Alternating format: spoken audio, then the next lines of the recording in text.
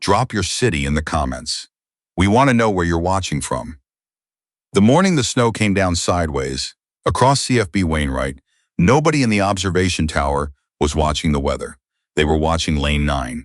The range officer, a man named Gerhardt, who had been running qualification courses for 11 years and had seen every kind of shooter the Canadian Armed Forces could produce, stood with his clipboard pressed flat against his chest and said nothing. The woman at Lane 9 had just put 5 rounds through a target at 800 meters, iron sights, crosswind at 14 knot -11. She had not adjusted between shots. Gerhardt looked at the grouping through his spotting scope. He looked again. Then he wrote something down on his clipboard, crossed it out, and wrote it again. Her name was Siobhan Verity, 29 years old. She had spent the last 4 years as a signals intelligence analyst with 1 Canadian Mechanized Brigade group out of Edmonton, which meant she sat in a trailer and processed intercepts and was, by most institutional definitions, not the kind of person who ended up on a long-range marksmanship course at all. She was there because her commanding officer, a lieutenant colonel named Ashby, who believed in what he called productive misallocations of talent, had looked at her file one afternoon and signed a transfer request on a hunch. Ashby would later say that the hunch had been based on 2 things. The first was a performance review note from 3 years prior, in which a section sergeant had written, almost as an afterthought, "This one calculates faster than she types." The second was a photograph Ashby had seen on the wall of the unit common room. Verity at a civilian precision rifle match in Red Deer, holding a trophy that was nearly as tall as she was. She had not told anyone about the Red Deer competition. She was not by nature someone who announced herself. This was the first thing that made the other students at the course uncomfortable. The second was the shooting. The CFB Wainwright Advanced Marksmanship program ran for 6 weeks. The cohort that arrived in February of that year numbered 14. They came from infantry, armored, combat engineers. 3 of them held existing unit records for rifle qualification scores.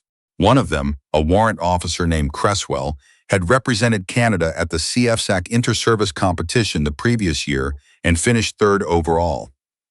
Verity arrived with a kit bag that was slightly too large and a rifle that was, technically, the standard C14 Timberwolf issue rifle that anyone on the course might have drawn from stores. The difference was the ammunition. She had brought her own handloads in a hard plastic case with foam inserts cut to dimension. Each round, seated at a precise cartridge overall length, she had measured herself using a comparator she kept in the front pocket of her kit bag, like other people keep pens. Cresswell noticed the case on the first morning and said something about it to the man standing next to him, a master corporal from 3 RCR named Ouellette, who had a talent for finding the precise angle from which any situation could be made to seem absurd. "Signals girl brought reloads," Cresswell said. Ouellette looked. She measure those herself? Looks like it." There was a pause. "She know what course she signed up for?" Ouellette asked. Nobody had an answer for that. They watched her set up at her lane with the methodical quiet of someone arranging a workspace they intended to occupy for a long time. What the others did not know, and would not know for several weeks, was the specific shape of what Siobhan Verity had spent the last 11 years doing in her own time. Her father, Raymond Verity, had been a competitive long-range shooter for most of his adult life. Not professionally, he worked in industrial equipment maintenance in Fort Saskatchewan and shot on weekends at a club 40 minutes outside the city, on a range that backed up against a creek valley where the wind came off the river in patterns he had spent 20 years learning to read. He had started teaching Siobhan when she was 13, not because he thought she would become anything in particular, but because it was the thing they did together. What he taught her was not just technique, it was mathematics, the Coriolis effect. Gyroscopic drift. Atmospheric density calculations that changed with elevation and temperature. The way a bullet's center of pressure shifts as it transitions from supersonic to transonic flight, and what that means for your impact point at distances where other shooters start guessing. Raymond Verity had no formal physics training. What he had was 30 years of empirical observation written in a series of green notebooks he kept in the drawer beside his workbench, and a daughter who could see the equations inside the observations. By the time Siobhan was 19, she was outscoring him consistently at 800 meters. By 22, she had stopped entering civilian competitions because she had run out of categories to win, and the attention made her uncomfortable. She joined the Canadian Armed Forces at 24. The recruiter asked what trade she was interested in. She said signals intelligence. He asked if she had considered infantry. I considered it, she said. She chose signals. She was, in this, her father's daughter in a way that had nothing to do with shooting. Raymond Verity had always believed that the thing you were best at was not necessarily the thing you should do for money. The thing you did for money should be interesting enough to hold your attention. The thing you were best at should stay yours. It had been a sound philosophy right up until Lieutenant Colonel Ashby looked at her file and decided otherwise. By the end of week 2, Gerhardt had stopped trying to account for Verity's scores in the normal way. The course used a standardized evaluation matrix that awarded points based on target groupings at progressive distances. It had been calibrated against the historical performance of candidates who were already among the best shooters in their respective units.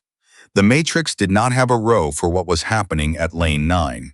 At 600 meters, the average candidate on the course was grouping at approximately 2 MOA, minute of angle, the unit of angular measurement that translates at that distance to roughly a 12-centimeter spread. Cresswell, who was legitimately excellent, was consistently at 1.5 MOA. Verity was grouping at less than half a minute. At 800 meters in the crosswind, she was still under 1 MOA. Gerhardt called the senior instructor, a chief warrant officer named MacPhail, to the spotting scope on the 3rd day of the 2nd week and said nothing. He just stood aside and let MacPhail look. MacPhail looked for a long time. Is she calculating or feeling? MacPhail asked. I don't know, Gerhardt said. I've been watching her and I can't tell. This was the question that separated the merely excellent from the genuinely rare. Marksmanship at extreme distances requires the integration of so many variables: wind speed, direction, humidity, temperature, the specific ballistic coefficient of the individual projectile, the barrel's harmonic resonance at the moment of firing, that no human being can consciously process all of them in the time available. The best shooters develop a felt sense that incorporates all of it below the level of conscious thought. They call it reading the conditions, but what they mean is something closer to becoming briefly continuous with the environment. The indicators for this kind of integration are subtle. You look for the stillness before the shot, the absence of any adjustment ritual, the way the shooter's breathing changes or stops changing. Verity, at lane 9, went absolutely quiet before every shot. Not the performed quiet of concentration. Something else. Something that looked, from the tower, like she was simply waiting for a fact to become apparent. She's calculating, MacPhail said finally, and then she's feeling, at the same time. Gerhardt had been doing this for 11 years and had never seen that before. What do we do with that? He asked. MacPhail handed back the spotting scope. We watch, he said, and we don't say anything about it yet. The dynamic in the cohort shifted around day 10. This was when the distances moved to 1,000 meters, and the nature of the task changed fundamentally. At 1,000 meters, a bullet is no longer in the same stable aerodynamic regime it occupied at 600. The flight time is long enough that small atmospheric variations accumulate. The margin for error in the initial firing solution compounds with distance in a nonlinear way. Many very good shooters hit a ceiling at 900 meters that has nothing to do with their technique and everything to do with the precision of their calculations. Cresswell hit his ceiling on a Tuesday afternoon. He put 8 of 12 rounds on target, which was a qualifying score, and walked back to the line with the controlled expression of a man who understood exactly what had happened and was deciding how to think about it. Ouellet hit 9 of 12. He was pleased. He said so. Verity put 12 of 12 in a group that Gerhardt later measured and recorded in the course logbook in handwriting that was slightly more deliberate than usual, as if he wanted to make sure the numbers were right. The number was 0.7 MOA at 1,000 meters, with iron sights. Cresswell looked at the logbook that evening. He stood at the table in the common room where Gerhardt left the daily scores posted and looked at Verity's entry for a long time without saying anything. Then he said, to no one in particular, "That's not a real number." Ouellette, who was behind him with a coffee, looked over his shoulder. "It's her number. I know it's her number. I'm saying it's not a real number. That's not a score you get on iron sights at 1,000 meters in wind. She got it." Cresswell turned around. "What do you know about her? Where'd she come from?" "Signals," Ouellette said. "Edmonton?" "Signals." "Yep." Cresswell looked back at the logbook. He was not in his deepest self a small man, but he was a man who had organized his sense of himself around a specific kind of excellence. And the specific kind of excellence he had built his identity around had just been made to look ordinary by someone from Signals Intelligence who had arrived with hand-loaded ammunition in a foam-lined case and said almost nothing to anyone. "She do anything else?" he asked. "Outside the range?"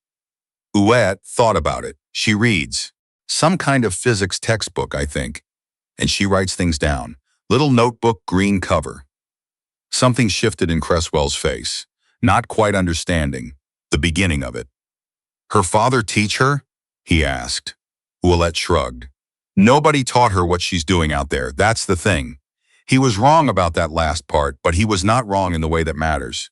Raymond Verity had taught his daughter everything he knew, but the thing Ouellette was responding to, the quality that made Siobhan Verity's shooting feel categorically different from everyone else's on the course, was not something Raymond had taught her. It had emerged somewhere in the long years of practice and study and the particular silence of the range behind the Creek Valley outside Fort Saskatchewan, where the wind came off the river and the light changed slowly and there was nothing to do but learn to pay attention. Raymond Verity had given her the language. She had discovered the grammar herself. He was 61 years old now. He still drove out to the range on Saturdays when the weather allowed. He still kept his green notebooks. He had 7 of them now, each one filled with observations and calculations, and the occasional diagram drawn in the cramped, precise hand of a man who had taught himself technical drawing from a library book 40 years ago. He did not know his daughter was at Wainwright. She had told him she was on a training rotation. She had not specified what kind, because she did not want him to worry, and because there was a part of her that was still, after 11 years, keeping the shooting separate from the rest of her life in the way he had always kept it separate from his. The thing you are best at should stay yours. She thought about that during the long evenings in the barracks, when the wind was audible against the windows, and the other candidates were watching hockey on the common room television or calling home. She sat on her bunk with the green notebook. Her own, the first one, started in her early 20s, and worked through calculations. Not for the next day's exercise. She already knew those. She worked through hypothetical scenarios she constructed herself. Different elevations, different atmospheric conditions, distances that the course would never reach. She was not doing it to prepare for anything. She was doing it the way other people read or draw or play music. Because the thing you are best at should stay yours, even when someone else has noticed it and given it a number. The trouble started in week 4. It did not start with Cresswell, who had, to his credit, moved past his initial resistance and begun watching Verity with something closer to genuine curiosity. It started with an officer named Hazen, a captain who had come to observe the course for 2 days as part of an assessment for a posting he was being considered for. Hazen had no particular background in marksmanship. He had a background in administration and a strong instinct for the political geometry of any situation he entered. He watched the course for one morning and formed a view, and his view was that the Wainwright program had, at some point, allowed itself to become the kind of place that produced good stories rather than reliable outcomes. He said this to the program director, a major named Sternfield, over lunch in the officers' mess. Sternfield listened carefully. He had been running the program for 3 years and had a precise sense of the difference between good stories and reliable outcomes, and his view was that they were not, in fact, in opposition. "The candidate in lane 9, Hazen said, "what's her operational background?" "Signals intelligence," Sternfield said. "Right. So what's the actual plan? You graduate her, she goes back to Signals with a marksmanship qualification she'll never use?" "The qualification feeds into a different conversation," Sternfield said, "about where she goes next. She's a signals analyst. She processes intercepts. That's her function. Her function, as of this course, Sternfield said carefully, is under review. Hazen set down his fork. I want to be direct. I've been watching the scoring. Those numbers aren't coherent. A signals analyst from Edmonton doesn't put 12 for 12 at 1,000 meters on iron sights in a crosswind. That's not a realistic outcome. Sternfield looked at him for a moment. I've watched her do it 6 times. Then something is wrong with the evaluation protocol. There was a long pause. The evaluation protocol, Sternfield said, is the same one we've been running for 9 years. Then the scoring is being recorded incorrectly. I record it myself. Hazen picked up his fork again. I'm going to recommend a formal review of the assessment methodology, not as a criticism of your program, as a due diligence measure. Sternfield said nothing. He understood what was happening. He had seen it before, though usually not so quickly, and rarely from someone with so little direct knowledge of what they were dismissing. What Hazen was doing, and this was not entirely cynical, because Hazen genuinely believed it, was applying a coherence check to data that exceeded his frame of reference. When data exceeds your frame of reference, there are 2 possible conclusions. Either the data is wrong, or your frame of reference is insufficient. Hazen had chosen the first conclusion because the second was more personally expensive. The review request went up the chain that same afternoon. Siobhan Verity was not told about the review immediately. She found out the way most soldiers find out about things that concern them, obliquely, through a change in the way people spoke to her. Gerhardt became more formal. MacPhail, who had been increasingly direct with her in the way that good instructors become direct with candidates they respect, began choosing his words more carefully. The daily score postings disappeared from the common room table. She understood what this meant before anyone explained it to her. She had spent 4 years in signals intelligence. Reading the shape of a situation from indirect indicators was in some sense her primary professional skill. She did not say anything about it. She continued shooting. She continued making her calculations in the green notebook. She called her father on Sunday evening, as she always did, and they talked for an hour about nothing in particular. The weather in Fort Saskatchewan, a problem he was having with the scope, mounts on a rifle he was working on, a book she had been reading. She did not mention the review. After she hung up, she sat for a long time in the phone alcove with the receiver back in its cradle, and thought about something Raymond had told her once when she was 16 and had been excluded from a regional competition on a technicality that everyone present understood was not really about the technicality. He had said, "The range doesn't care who you are. The numbers don't negotiate. You just have to keep shooting, and eventually the numbers are the only thing left." She had thought about that a great deal over the years. It was the kind of statement that was either true or deeply optimistic, and she had never quite determined which. She was about to find out. The formal review was conducted by a 2-person panel from the Army's Directorate of Land Force Training and Doctrine. They arrived on a Wednesday, reviewed the logbook, interviewed Gerhardt and MacPhail and Sternfield, and then asked to observe a live shoot. The conditions that day were not favorable. The temperature had dropped to -15. The wind had shifted overnight and was now coming from the northwest at 18 knots, with gusts that Gerhardt estimated at 22. The target distance was set at 900 meters for the observation session, which was the panel's choice. Verity prepared her position with the same methodical quiet she brought to everything. She loaded the magazine, settled into her prone position, and spent 4 minutes making no visible adjustments and taking no shots. One of the panel members, watching from the observation tower, said something that Gerhardt could not fully hear. The portion he caught was, "If she's going to shoot, then she shot. She put 7 rounds on target in 8 minutes. The 8th and final round went wide by approximately 12 centimeters at 900 meters. A miss that was, in terms of absolute deviation from the point of aim, smaller than what most shooters on the course were grouping at 600. The panel noted the miss. They also noted the 7 hits and the grouping size of those 7 hits and the wind conditions under which they had been achieved. They went back to their temporary office and were there for 3 hours. The review came back 2 days later. It did not exonerate her scores retroactively. The language of institutional review does not work that way. What it said, in the careful passive voice of official documentation, was that no evidence of procedural irregularity was found, and that the assessment methodology was confirmed to be applied consistently with established protocols. What it did not say, but what everyone who read it understood, was that the review had been unable to find a reason to explain the scores away. Because the scores were accurate, Cresswell read the review document in the common room. Willett was next to him. "So she's real," Willett said. "She was always real," Cresswell said. He set the document down.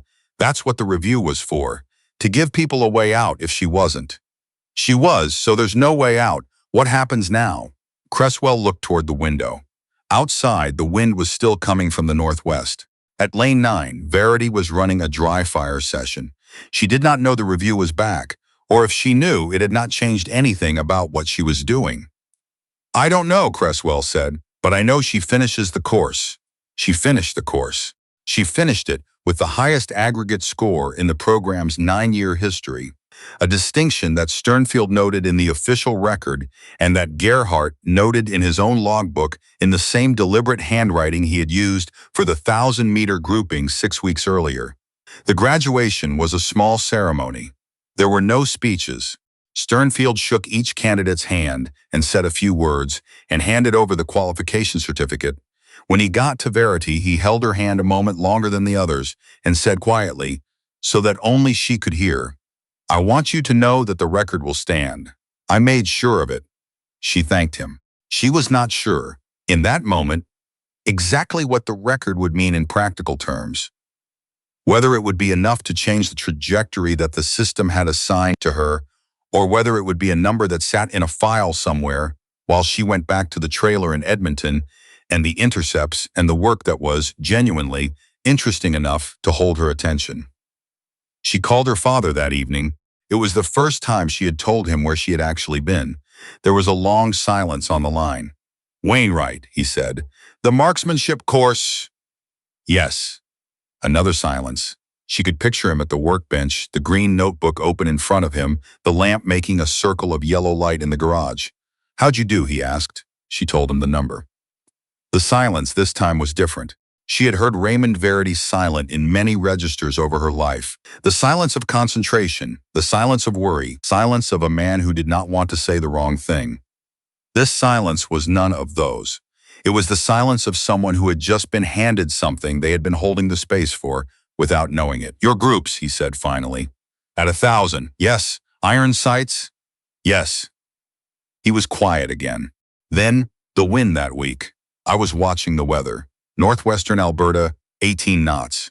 Gusts to 22 on the review day. He made a sound that was not quite a laugh and not quite something else. "You adjusted for the density altitude?" "Of course, in the transonic transition, at your load weight, I accounted for it, Dad. I know you did." His voice had changed. Something in it had loosened in a way she had not heard before.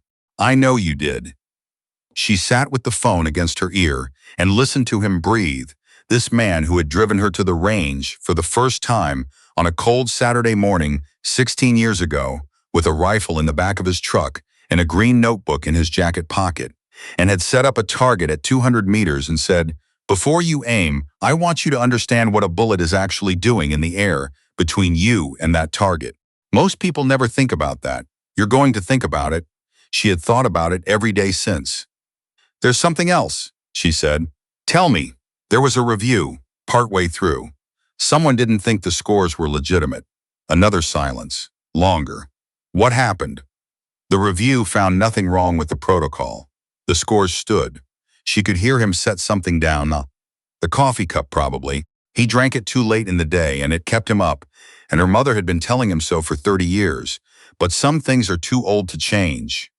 "Who called the review?" he asked. "An observer, a captain." He didn't have a background in marksmanship, but he had a background in doubting things he didn't understand. "Yes." Raymond Verity said nothing for a moment. Then, "And after the review?" "I finished the course. I graduated. With the record. With the record."